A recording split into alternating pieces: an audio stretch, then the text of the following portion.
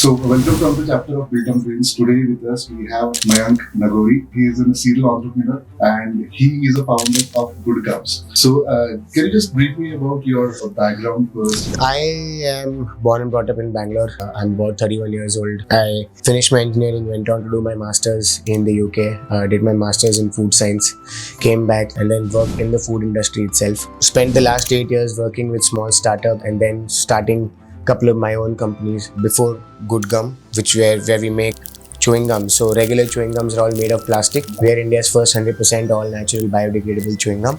What is the problem that you saw in the present chewing gum? You'll see, once a chewing gum is spat onto a road, it sticks there for years together. It does not disintegrate. And when there's rain, when people walk over it, when cars run over it, all of that converts into microplastics. And you must have read over the last 6 months, there's a lot of reports which say that, microplastics were found inside human lungs, in the mother's placenta, in baby blood. So these are all the ways that microplastics get into your system. One last suggestion that you want to give to us for A lot of people have ideas in their mind, but they don't execute, right? So young entrepreneurs, particularly if you think that you really have a good idea, just do it.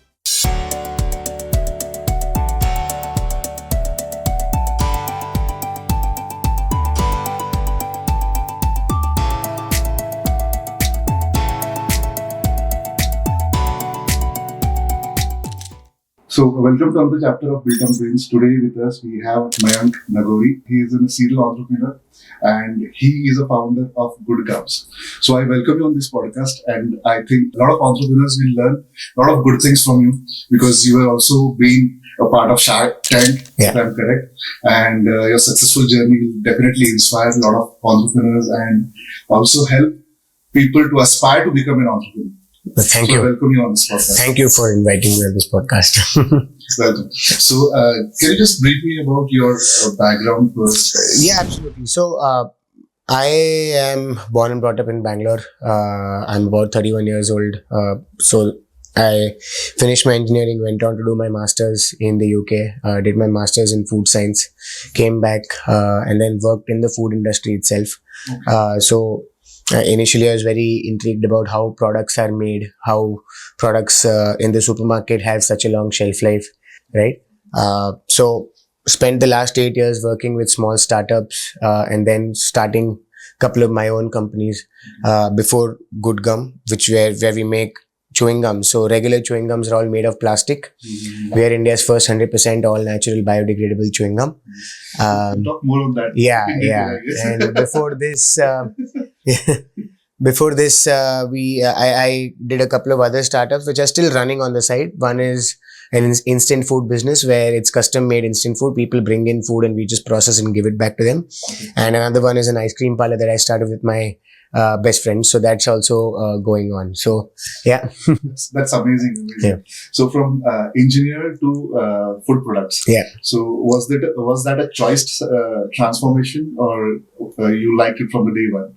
So see, I picked chemical engineering because it had an elective of food technology there itself, right? So I wanted to move into food science particularly, and that's why I did chemical engineering and then went on to do my master's. So it was a planned, calculated decision. That's great. Yeah. And your foreign education, did that help you in accelerating? Absolutely. So like I did my master's in the UK and over there in MSc you can get in 1 year. Mm-hmm. Right. So I got into universities in Europe, in Ireland, in US, but I went to UK because it was just a 1 year master's and I could come back to India and, get a head start by working in a company and learning actually hands-on.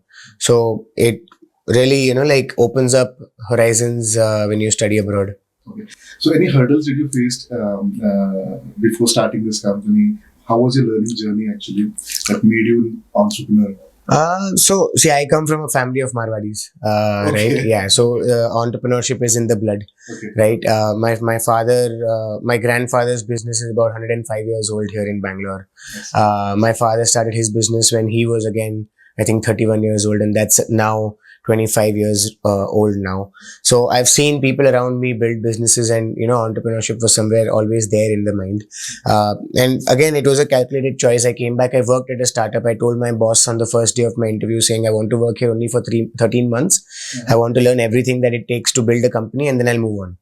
And he was also quite okay with that. So I learned everything that it takes. So it was a beverage company, and we developed the product. We did not have a product when I joined. We did not have a team, and over the course of 13 months, we grew from not having a product to having the product present in 1,000 stores across the country.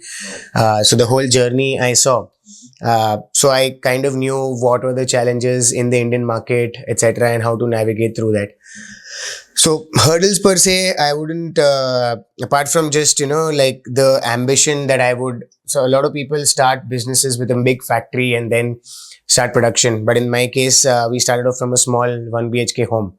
Right now, looking at the hindsight, if I knew the product would have been this successful, I would have just made a bigger factory and had more production. Okay. Yeah. So does that mean that at the starting of your business, you were not clear it will make a big impact in the business? I wouldn't say I wasn't exactly clear, but see, it was chewing gum, right? And everybody I spoke to initially would say, hey, why are you solving chewing gum? It's such a small category.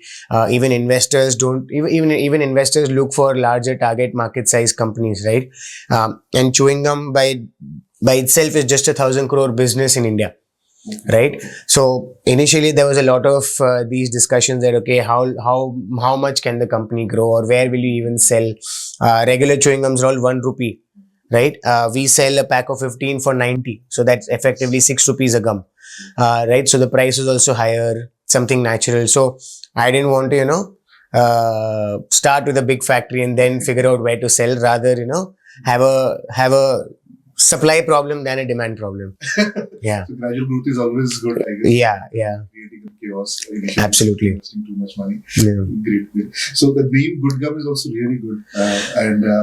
Exactly, what is the problem that you saw in the present chewing gum? Yeah. So what are the health hazards first? So regular chewing gums are all made of the same ingredients as tires and glue. Right? Sure? Yeah. So there's PVC, there's polyethylene, all of the same polymers that go into tires and glue. And that's why you'll see, once a chewing gum is spat onto a road, it sticks there for years together. It does not disintegrate. And when there's rain, when people walk over it, when cars run over it, all of that converts into microplastics. And you must have read over the last 6 months, there's a lot of reports which say that, microplastics were found inside human lungs, in the mother's placenta, in baby blood. So these are all the ways that microplastics get into your system. Moreover, your regular chewing gums have artificial colors, artificial flavors, artificial sweeteners, right? Okay. So there's nothing natural about that chewing gum at all. Okay. But if I were to ask you, at anybody elder at home, what would they call chewing gum? They probably call it chiclet. Right? Chiclet is a word. Right. They call it chiclet because it was made from the chiclet tree. Right? Chiclet tree hota hai, the sap that comes out. Of the tree. Yeah. So that was the original chewing gum that our ancestors ate. Right? That the Mayan people in Mexico ate in the rainforest. Okay. Because of Industrial Revolution, people moved to petroleum and polymer related products. So I said, okay, how about we go back to the ancestral chewing gum? And actually, chewing gum is a very good, very, very, very good product for you if consumed in the right proportions and with the right ingredients, right? So for example, when you're chewing gum, the blood vessels around your brain are active, right? There's more blood flow stimulated, so it keeps you focused. It keeps you calm, right? A lot of people chew gum when they feel sleepy, right? That's purely because it's keeping them active and the blood is flowing around their brain. Moreover, sugar-free chewing gums. So our chewing gums are sugar-free also. Sugar-free chewing gums are great for your teeth because they prevent any bad bacteria from living inside your mouth. And your 1 rupee chewing gums have sugar, and that sugar will cause cavities, right? So there's a lot of differences between the 1 rupee chewing gum outside and the 6 rupee chewing gum that we sell. Right. Yeah. So as you mentioned that the present chewing gums are made from petroleum products. Yeah. Like the ingredient that is being used for tires. Yeah. How hazardous it is for the human health, because it has become a trend now. The people who are into gym, they tend to chew more. Yeah. for the jawline. Correct. Yeah. And that has become, I don't know how risky it is if you do it. See, again, these are things that are not studied enough, right? Also, the loophole here is that chewing gums are meant to be spat out. True. Right? True. So a doctor, an FSSAI, etc. would say, oh, anyways, it's not ingested, so it's all right. Right? But how do you prevent? There are possibilities that you have swallowed a gum. There are possibilities that when you're chewing a gum, there's a small piece that gets stuck somewhere and then goes inside your stomach, right? So you cannot completely eradicate the fact that you're not going to swallow it, right? In Europe, chewing gums don't even have an expiry date because it's not food. It's supposed to be spat out, right? But you cannot control that when you give it to a kid. Unless and until you're, like they're in your supervision, you cannot, really control that aspect. So, again, there's a lot of lobby around it. People say it's completely all right. It comes out of your system as it is without harming your system, etc. But you never know. As you mentioned about lobby, just I wanted to have one more question on that. The reports that have been generated. Yeah. I assume these are all sponsored by big companies, right? Yeah. There's we may not get the right information. Yeah, absolutely, 100%. Like, I mean, xylitol, for example, there's a ingredient that we use in the gum, xylitol and erythritol. These are fruit alcohols. They are sugar free. They're just 1 calorie per gram, and sugar is 4 calories per gram, right? And these are completely sugar free. Now there are studies outside saying, these fruit alcohols are not metabolized by your system, and they might cause air bubbles inside your bloodstream that may lead to heart failure, etc., etc. So again, you don't know. There's so many studies which say it's completely safe. There's so many studies that say it is not safe. As an entrepreneur, what I would do is I would sell products that I consume myself. That's right. That's the ethic that we follow at the company. I'm a father to a young kid now. I would make products that I would be okay for the kid to also consume. Right. I can become a millionaire selling an energy drink which is high on sugar, high on caffeine, and very, very addictive. But I don't want to do that because I myself don't vouch by that product. If you go and ask the founder of Coca-Cola or the CEO of Coca-Cola to drink a Coca-Cola twice or thrice every day, would he do it? But he wants his ideal customer to do it every day, right? So I don't want to build a business at the expense of somebody else's health. And that's the ethic that we follow. And that's why the lobbying does not matter. That's perfect, actually. As you mentioned, that you can consume it, your kid can consume it. Yeah. Ethically, it becomes obvious that it could be good for society. Correct. That's really good. So, so about your company, Gud Gum. So, how you started initially? How were your days in one BHK flat? You said you started. Yeah. So initially it was very simple. Like I knew how to make the product because again my background was in this space. So we started making the samples at home during the second lockdown. I made about 300 samples, gave it to lots of friends and family, and gave them a questionnaire to answer to understand whether they like the product, whether they are willing to buy a product like this, and whether they know that regular chewing gums are made of plastic at all or no. Right? A lot of people don't know at all. Right. So that makes it easy for us to differentiate our gum with respect to the other gum. Right. And that's a very, very key aspect. If you're not differentiated, then what's my selling point to you? Right. Even I was not knowing before talking to you. Exactly. Made from petroleum products. Exactly. So that's the education that we want to keep putting out there. So we gave out those samples, got a lot of feedback, and then most of the feedback was favorable. So we thought, okay, let's rent out an apartment and start making the gums. So initially it was just myself and 2 other people. My brother designed the packaging and the website and made the content on the internet. I made the product. I would cut the product, pack it into the boxes, and the other 2 people would dispatch and pack and all of those things, right? So it's a very humble beginning. And yeah, it's about 3.5 years ago when we started. That back then we were myself and two other people, and now today we are about a team of 24 people. And majority of the product is still hand rolled, hand cut, and hand packed, right? So because again, machineries are very, very expensive, and we've not reached a stage where we can afford that equipment, and that's why we've figured out our own way of rolling and packing the gums. So yeah, that's been the journey. Okay. Yeah. Did you take investment from outside? We got a deal on Shark Tank. We got a 4 Shark deal on Shark Tank, but there was a royalty aspect to it. So we took the deal on air, but we didn't really take the money after that. But post Shark Tank, we got a lot of outside investors that came reaching out to us saying, we want to invest. So we picked the money from the right kind of people, I would say. So how do you choose right people? Because this is a very gray area. Yeah. Because sometimes investors can be notorious.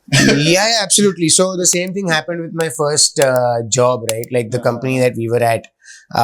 So the founder came in with a completely different mindset, and the investors were looking for something completely different, right? And when both those things are not aligned is when it becomes a very toxic relationship, right?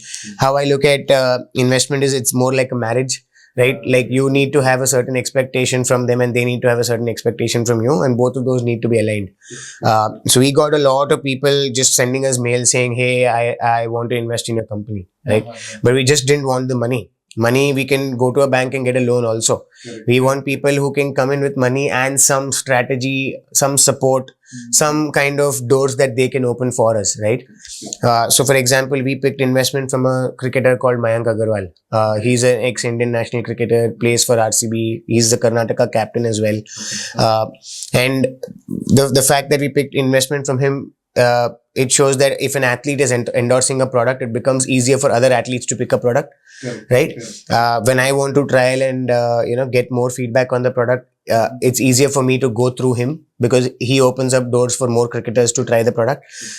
With him, I also got his managers who also manage a lot more other sports stars, right? So just like that tangent, apart from guys who just want to give money and reap the benefits of it later on, these are people who actually strategically give inputs and are willing to help you and open doors for you.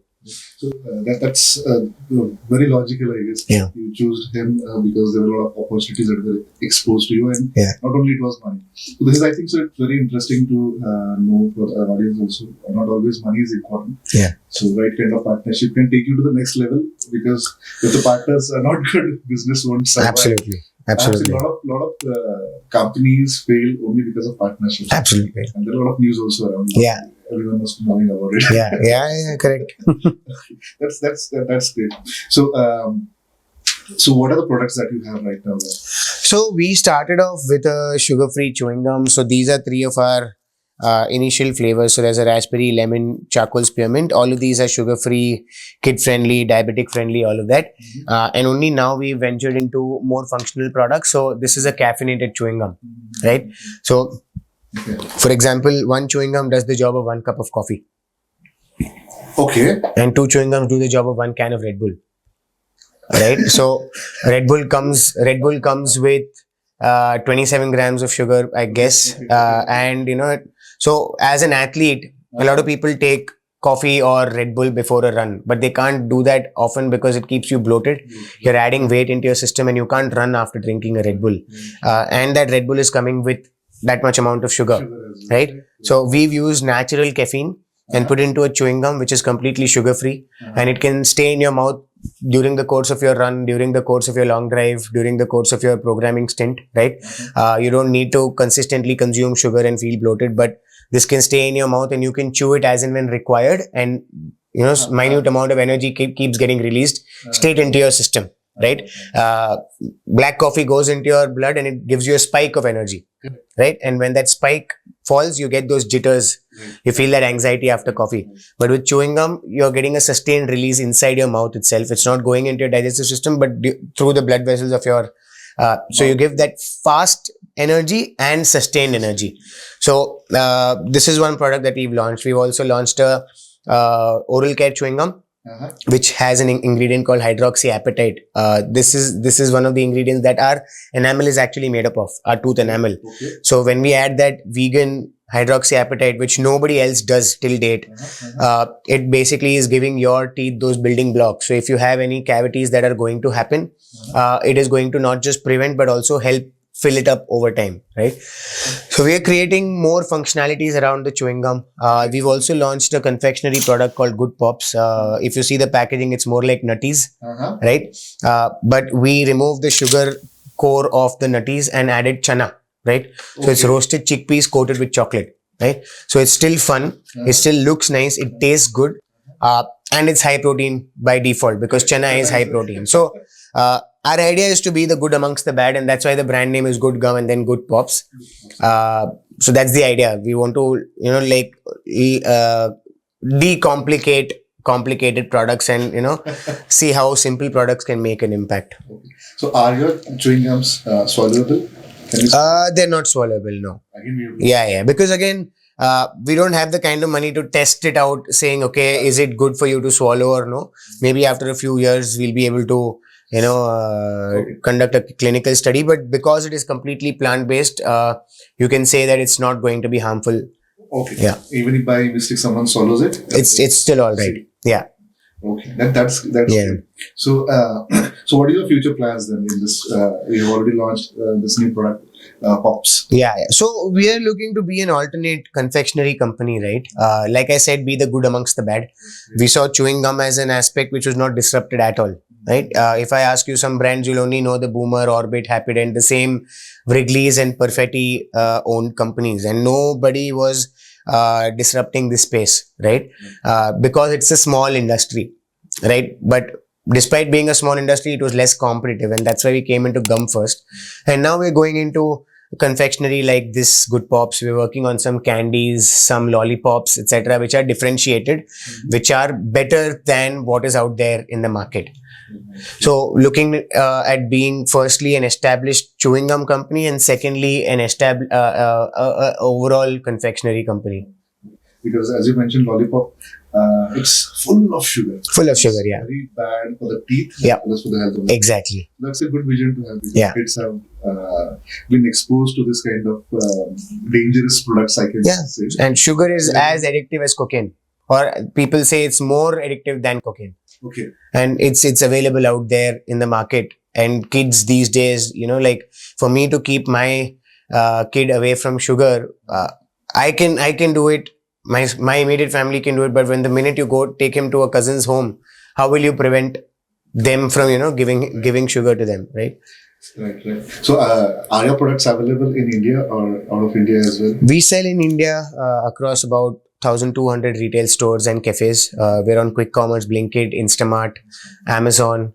We sell on our own website as well. And we've also done a bit of export to Europe and South Africa. Yeah. So in India, if anyone wants to, apart from Bangalore, I guess, Yeah. as you're in Bangalore, this product should be available. So as you mentioned, the Good Gum that comes with caffeine, Yeah. it's a replacement for energy drinks. Yeah. And also coffee. Yeah. So I also drink a lot of coffee. And maybe now the trend has been shifted. Yeah. Wherever I go, many people prefer black coffee than any other sugary drinks. Yeah. So is this would be a good replacement? Because I see that if it is consistently giving me a kick. Yeah. So what is your opinion on this? Or No, absolutely. can use this? Absolutely. See, I'm a very big coffee fan, Okay. right? But sometimes when I don't have the time to actually make my own coffee, then the only way to go is, chewing Good Gum's caffeine gum, because it has the same amount of energy as 1 cup of coffee. And sometimes when I want that extra focus, then probably 2 chewing gums. So it, really dials me in and, puts me in that work mode, because when there's so many things happening in the office, it's very easy to get distracted. And that's when this comes into help. So most of the office people can use this. They can Yeah, absolutely. It's completely sugar free. Probably when you drink coffee, you'll probably get yellow teeth, you get acidity. When you drink a lot of energy drink, you might probably get diabetic, right? You'll get bloating. But with this, you're not going to get anything. Moreover, you're chewing, the sugar free chewing gum will promote your oral care apart from just giving you energy also. Okay, that's fantastic actually. Yeah. Maybe I will also replace this as and when required, because while traveling, it becomes very difficult for me Correct. to have a mug or Correct. a heater. Correct. And during some meetings, if if the time is not available, it looks very odd to have a coffee. Exactly. You can just probably have the chewing gum at the side of your mouth and you can chew it as and when you want. Right. So I think so this is also a good replacement for a coffee. Yeah. Those who are black coffee lovers, I can see. So interesting. So that's an amazing journey that you shared with us. And it's not always straight vertical line. It's always up and down. But it goes up. It goes up consistently. If you are consistent, if you don't give up. So what is the advice that you will give to aspiring entrepreneurs? Because many people are scared. And second category of people are they want success in a very short time.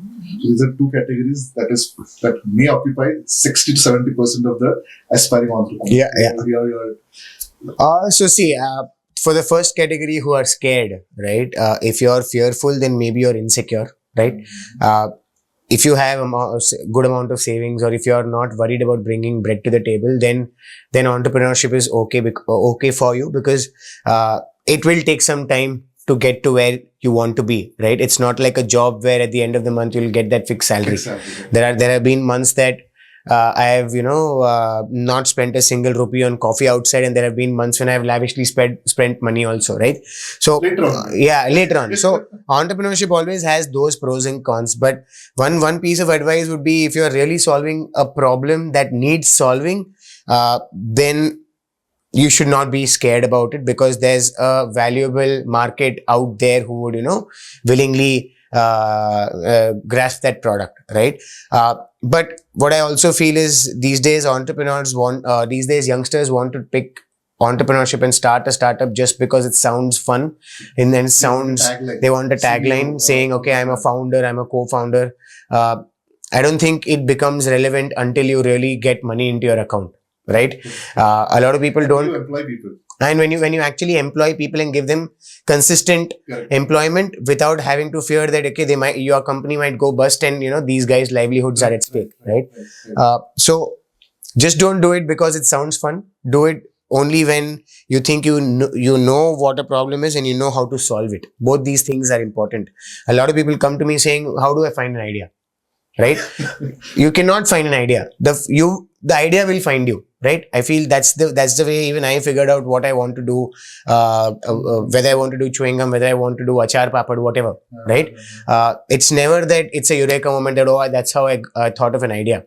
So don't, frantically look for the idea. The idea will automatically come to you. A problem that you probably are facing, if you can solve that, is sorted. But I think, one thing that I keep telling people is, do things that are good for you and good for people. Don't ever do things that are bad for you and bad for people. You might make a lot of money, but that money comes with a lot of bad karma, right? So you might make lesser money, but do it with things that are good. Right. So indirectly, can I assume that if you have a confidence in the product, definitely, I think so. There is no need to fear as well. Confidence is one aspect, but also getting your first 100 customers, right? Sometimes you might be very confident that, this is the best shoe mankind has ever seen. But that may be arrogance, right? That may be your particular thought process. But you need to get those 100 people, the 70 out of those 100 people to believe the same way that you do also. And that has to be unbiased opinion. That's when, I think would be a good start point.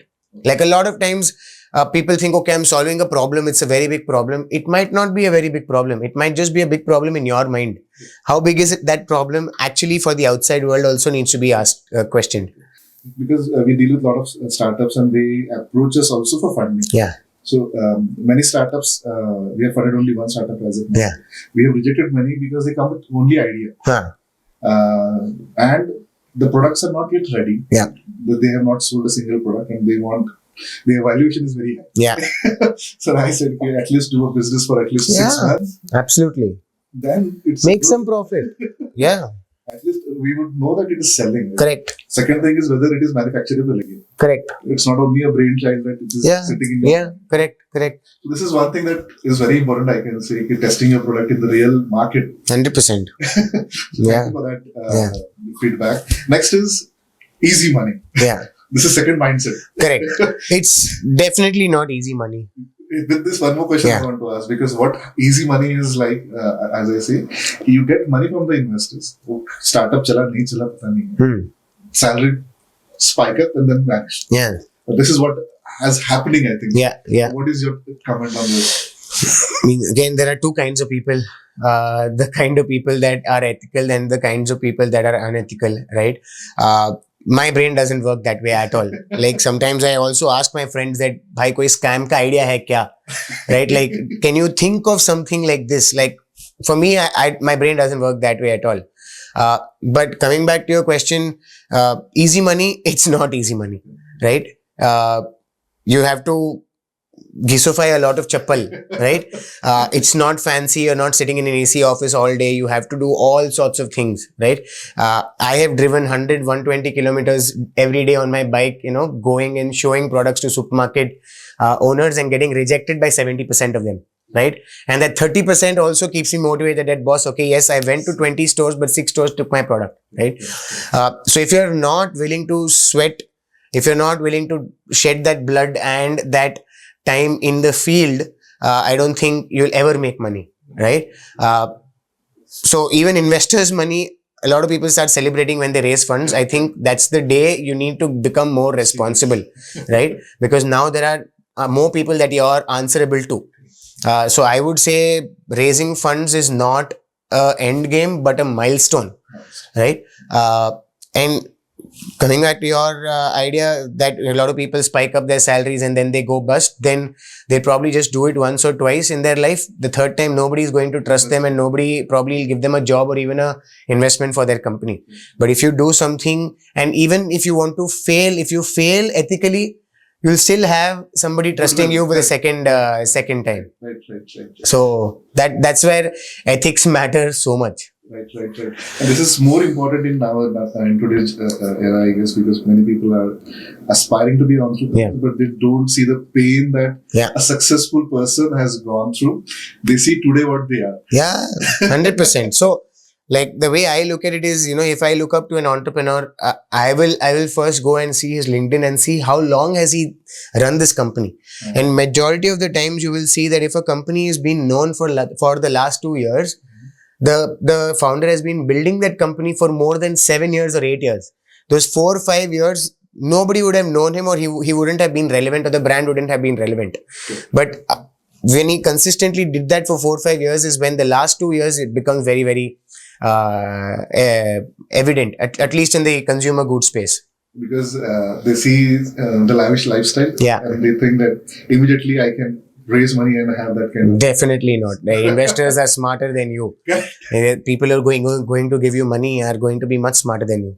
Right. Yeah. And one more thing, your decision about starting a product company. Yeah.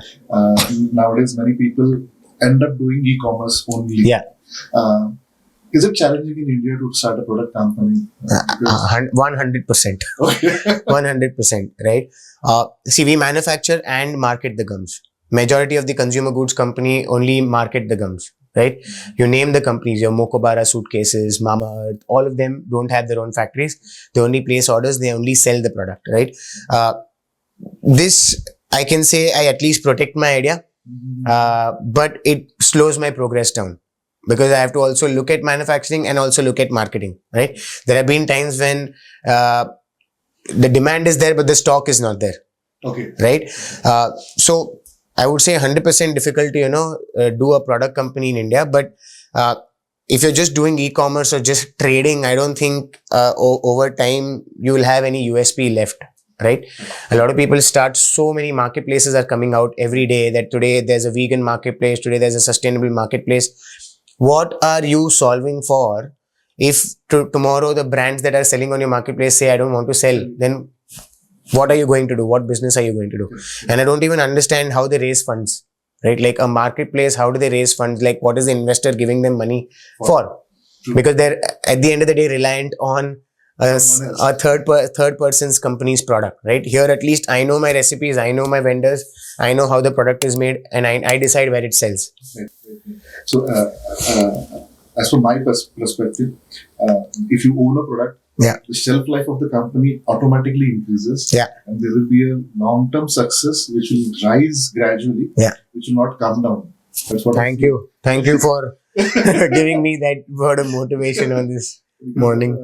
That's the good thing about it, because we'll not stop with this. Yeah. You have already 4 products. Yeah. One is with caffeine, one is with pops. Yeah. This will keep on rising, Yeah. I guess, because Yeah. I've been motivated and this Yeah. will go on. Yeah. So, intellectual property, this Yeah. is where we work, and Yeah. I want to ask you questions. Has that played any important role in your product line? See, we're actually actively exploring patenting the product because this is something that have been chewed for like thousands of years. Unless and until we do something radically different, and that's why we need partners like yourself to give us your experience in saying, okay, this is what is patentable about the product, right? I don't think any founder that has come to you till date would have said, okay, this is the idea, I think it is patentable. I don't think that's ever possible. There has to be a lot of back and forth. So that's something that's lacking in India, right? Firstly, it's very expensive to even do a search, or rather the companies that I've spoken with are very expensive to even conduct a patentability search. And there's a lot of, no, I wouldn't say misinformation, but very less information available out there as to how to go about, patenting a product or an idea or a certain aspect of the idea. Okay. So I think, so what would be one change that you want to see in intellectual property that will help you? I think it should become a part of college courses, that if I was in engineering and if there was a course which said, okay, this is how you go about and get a patent, right? There were higher possibility that, I would build a product accordingly, right? Now, when you built the product already, you need to make changes and reverse engineer. But like they teach accounts in school, and that comes out to be, valuable when you're growing up. I think intellectual property, at least for research oriented courses, is very, very important. Yeah. Nowadays, it is just started, I guess. Yeah. And eventually, I think so, you'll see that the next generation that's coming in, maybe they will have that exposure. Yeah, I mean, India is such a large population. They say the number of patents is so less per capita. And Israel, I think, has the highest number. Israel or Singapore has the highest number of patents per capita. Is doing really well. China, yes, US. Exactly. Because I think the government also supports. There are a lot of government schemes. Yeah. A lot of government schemes but access is little less, I can say. Correct. So, Mayank, it was amazing talking to you. Before we close down this podcast, one last suggestion that you want to give to the aspiring entrepreneurs. I would say, be the good amongst the bad. That's the tagline of our chewing gum and the company, right? And even in ideology, a lot of people say, "Sab to bure hai, main bhi bura," right? Like, that should not be the case. There can be an outlier there. So if you start focusing on being the good amongst the bad, then automatically things around you will change. Right? And I'm a big fan of Nike's tagline, which is just do it. A lot of people have ideas in their mind, but they don't execute. Right? So young entrepreneurs, particularly, if you think that you really have a good idea, just do it. Right? Like, otherwise you'll only live in regret. Right? Every youngster, for example, had an idea कि यार मैं video game खेल रहा हूँ, काश कोई मुझे अभी आइसक्रीम देने आ जाए. Everybody had thought about it, but the Zepto guys and the Blinkit guys did it, and today they are unicorns, right? So the differentiation between the person who thought and the person who did is the doing aspect. Right. It's a great suggestion, actually. Just do it. Yeah. Because a lot of great ideas are just in your brains and lost, actually. And it happens that अरे मेरे पास था 10 साल पहले, इसने कर दिया, वो रह गया. Then you know what people start. Absolutely. So really amazing to know your perspective on this. Thank you. Thank you for your time and for giving your time on and coming to the podcast. My pleasure. I hope you have enjoyed this podcast and learned many things. Aspiring entrepreneurship is one thing. Becoming an entrepreneur takes a lot of hard efforts and ownership, actually. So thank you very much for watching, and thank you, Mayank. Thank you for inviting me.